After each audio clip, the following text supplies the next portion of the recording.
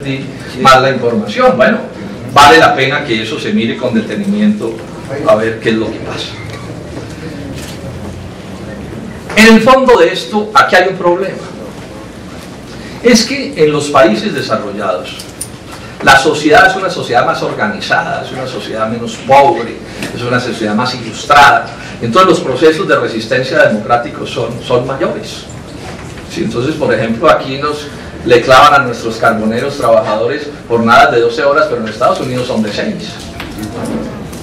Claro, porque allá si hay que cuidarle el esqueleto al trabajador. ¿Y la grey estatal va a ser de 12 horas? Esa es la norma que han venido imponiendo. Aquí lo pongo simplemente como un ejemplo. Entonces, en buena medida, y esto es muy grave y hay que decirlo también con franqueza para saber en qué terreno pisamos, es frecuente o es lo común que estas empresas quieran hacer aquí lo que no logran hacer allá, claro. Lo que no pueden hacer allá. Y esta es parte de la lucha. Es decir, en Colombia va a haber minería extranjera. Parte de la discusión es cómo lograr que esos negocios sean negocios por lo menos sensatos, que tienen que ver con las regalías, con los impuestos, con las relaciones laborales, con el respeto a las normas ambientales, el respeto a la juridicidad del país. Es decir, no permitirles que vengan a hacer aquí lo que no pueden hacer allá. Y aquí hago una pregunta que le he venido haciendo sistemáticamente y hoy nuevamente se la planteo de manera directa al gobierno de Canadá, a la embajada canadiense en Colombia. Si este proyecto igualito, idéntico, fuera en Canadá, pero en vez de Bucaramanga estuviera Ottawa, o estuviera Montreal, o estuviera Quebec, para mencionar unas cuantas ciudades canadienses, ¿se podría hacer este proyecto? ¿Se estaría siquiera hablando de este proyecto? ¿Alguien se atrevería a proponer la posibilidad de hacerlo? Yo no creo. Les digo que yo creo que no.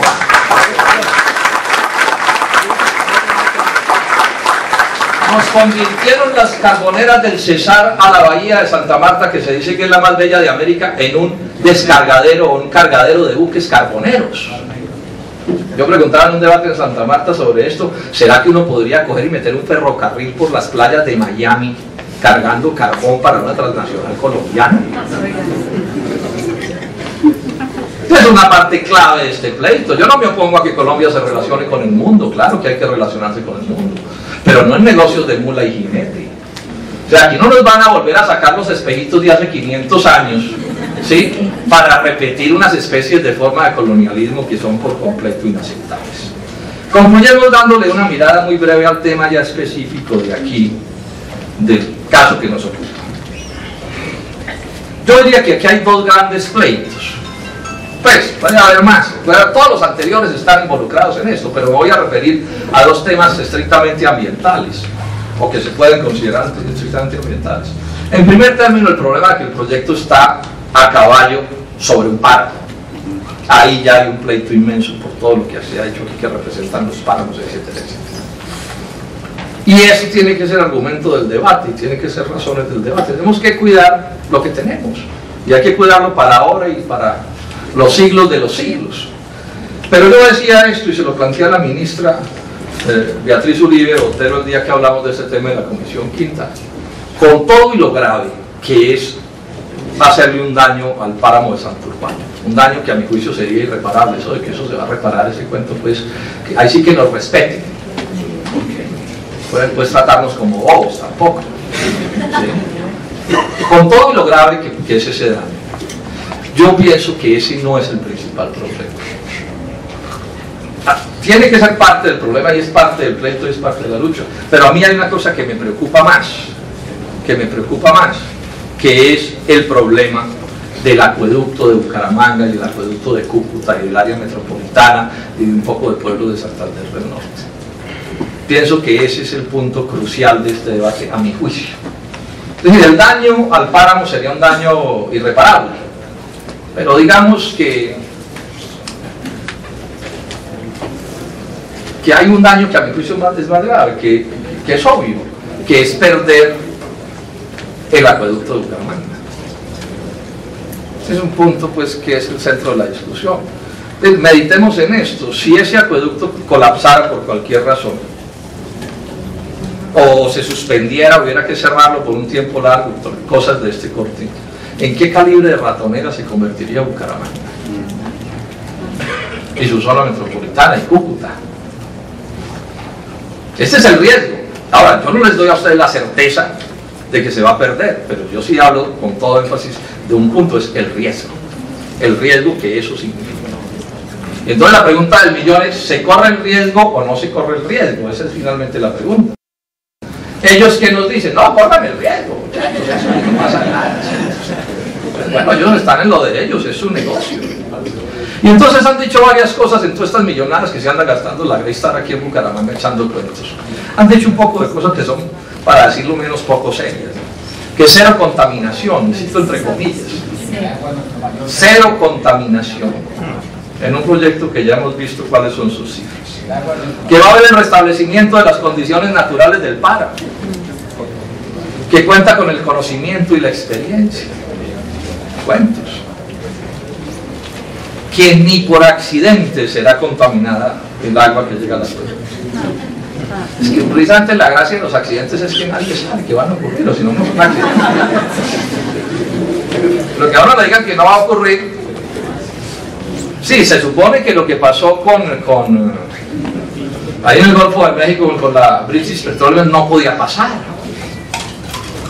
Y cuando esos perros furiosos que tienen algunos colombianos, que no sé por qué los tienen, salen y se comen un niño, lo primero que dicen, no es la primera vez que se come a uno. Y no ha debido comérselo, estaba perfectamente entrenado, pero se lo comieron. ¿Quién nos puede dar la certeza de que no puede haber un accidente grave ahí en ese punto? Para no mencionar los otros riesgos que ya he mencionado, que están ahí, que no son de accidentes, sino de cosas más complicadas. En la Comisión Quinta nos tocó tratar hace unos años, esto vale la pena detallarlo, un oleoducto de Ecopetrol que estalló, se reventó en la vertiente, es el Pamplonita que se llama el río que abastece a Cúcuta.